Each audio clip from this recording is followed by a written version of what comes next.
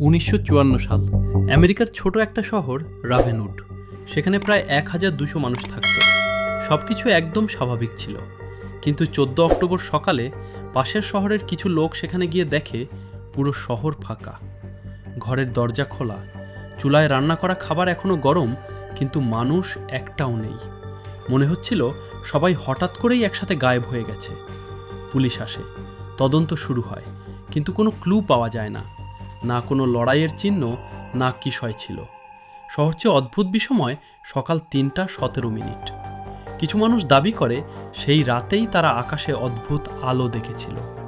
ঘটনা এখানেই শেষ না। 1978 সালে কিছু পর্যটক দাবি করে তারা কয়েক সেকেন্ডের জন্য আবার রাভেনউড শহরটা দেখতে পায়। রাস্তা, বাড়ি, এমনকি কিছু মানুষের ছায়াও তারপর হঠাৎ করে সব অদৃশ্য হয়ে যায়। তাহলে প্রশ্ন হলো, রাভেনউড কি সময়ের বাইরে হারিয়ে গেছে, নাকি কোনো টাইম ট্রাভেলের পরীক্ষার শিকার হয়েছিল? আর যদি একদিন তারা ফিরে আসে, তাহলে তারা কি আগের মতোই থাকবে, নাকি কিছু ভয়ঙ্কর বদলে গেছে? আপনার কি মনে হয়? কমেন্টে জানান।